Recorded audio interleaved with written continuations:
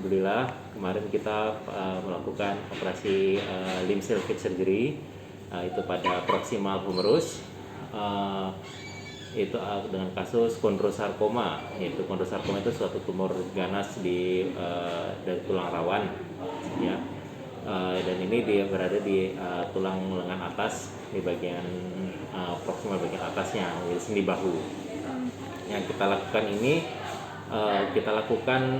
limb salvage surgery, itu operasi penyelamatan ekstremitas dengan kita teknik cryosurgery. Jadi kita bekukan dengan nitrogen cair. Jadi tulang tersebut dibekukan sampai suhu minus 180 derajat. Kemudian setelah itu dengan dibekukan gitu kita asumsikan tumornya mati namun protein tulangnya masih hidup. Dan itu merupakan operasi perdana di Pulau Sumatera ini, ya, bukan hanya di Palembang skupnya Pulau Sumatera, perdana pada lengan atas. Apa itu nama operasinya, Dok? Nah, itu tadi kita limb salvage surgery dengan cryosurgery itu, ya. Oke. Tumornya kemudian kita bersihkan tulang yang tersisa itu dengan kita bersihkan dulu dari sel-sel tumornya, yang mendapatkan tulang yang masih kokoh. Ternyata alhamdulillah tulang pasien ini masih kokoh, masih cukup kuat untuk kita lakukan cryosurgery. Jadi itu kita rendam dalam nitrogen cair selama 20 menit dengan suhu minus 180 derajat. Dok, itu berarti maksudnya dipotong tulangnya atau Yes. terus dipasang lagi? Yes. Jadi tulangnya kita potong, kita bekukan, dan kita pasang kembali.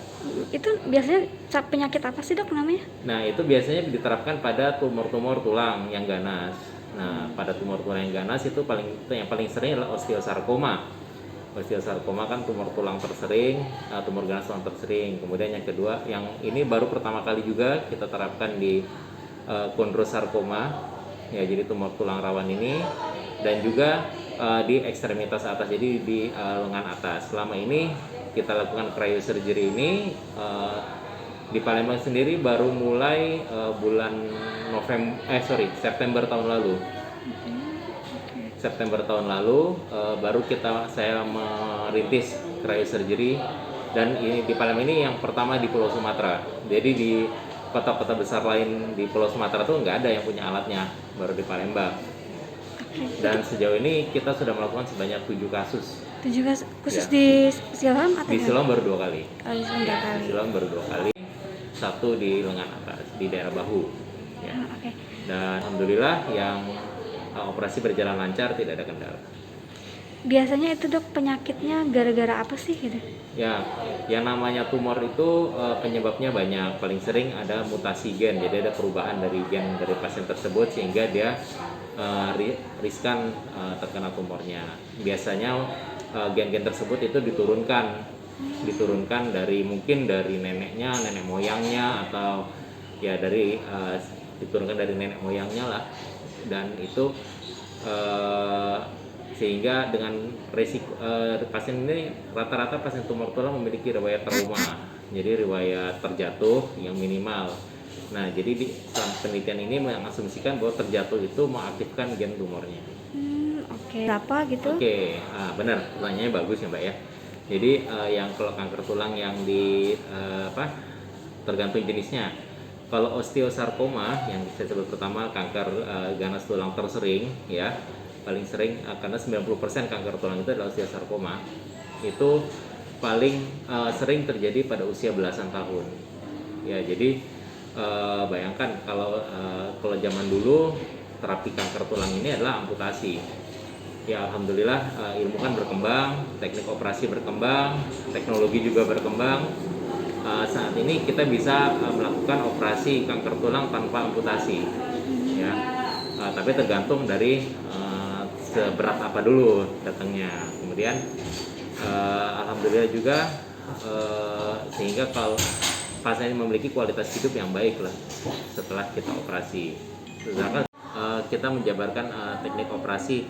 Operasi sendiri ini kita berbicara secara global, ya. Jadi operasi menyelamatkan ekstremitas, atau kalau bahasa Inggris itu kan limb salvage surgery, ya. Nah, ini kita lakukan itu banyak macamnya. Jadi yang pasti adalah kita mengangkat tumornya. Jadi tumornya kita angkat sampai bebas tumor. Kemudian, nah untuk merekonstruksinya ini kan berarti kan tumor kita angkat ada space kosong kan, dari tulangnya itu kan kosong tuh. Nah itu mau kita ganti dengan apa? Nah itu secara garis besar kita bisa melakukan rekonstruksi yang biologis ataupun yang non biologis. Yang non biologis biasanya dengan menggunakan pen atau dengan implan. Nah itu sedangkan rekonstruksi biologis yaitu kita dengan menggunakan jaringan hidup ya. Baik itu dengan kita mencangkok tulang biasanya kita ambil dari tulang kering untuk menggantikan tulang yang hilang itu, atau kita mengambil dengan teknik yang baru berkembang ini dengan kita bekukan dengan nitrogen cair atau cryosurgery. Cryosurgery itu istilahnya bedah beku namanya. Jadi tulang tersebut kita bekukan. Nah, itu teknik itu baru berkembang di Indonesia karena dinilai praktis dan biayanya juga tidak terlalu mahal. Oke. Kisaran berapa tuh estimasinya? Oh, itu puluhan atau ratusan gitu? Diserahkan ditanyakan ke manajemen rumah sakit kalau itu ya. Yang pasti itu lebih murah dari kita menggunakan mengganti tulang yang hilang tersebut dengan pen. Itu pasti lebih murah. Yang dengan pen itu mahal sekali dan tidak semua ada kan. Dan yang perlu disampaikan sekarang ini, jadi kalau pada masyarakat yang jangan takut berobat apabila ada kanker tulang ya. Karena saat ini ilmu sudah berkembang, teknologi sudah berkembang, jadi kemungkinan terjadinya amputasi itu kecil.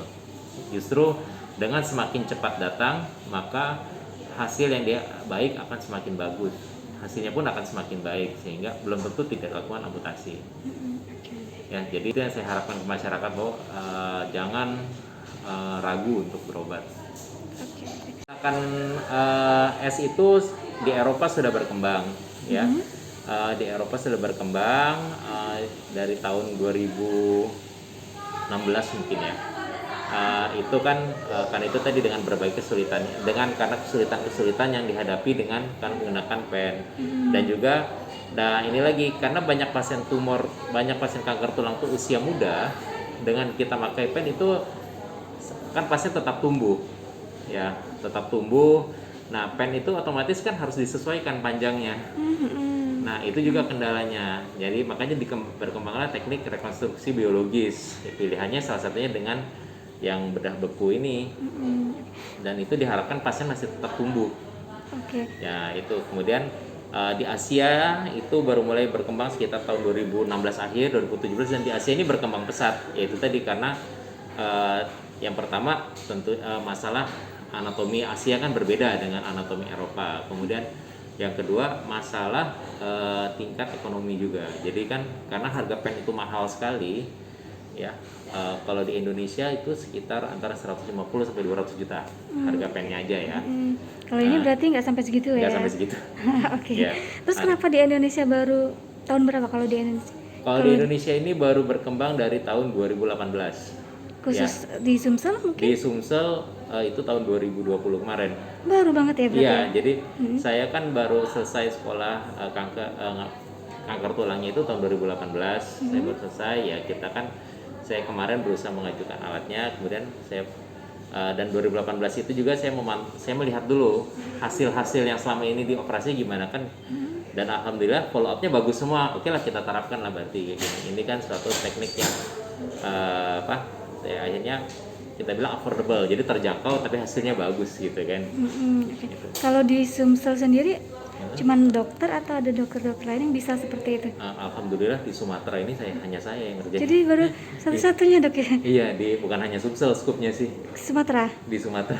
Oke. Jadi saya yang merintis lah di sini.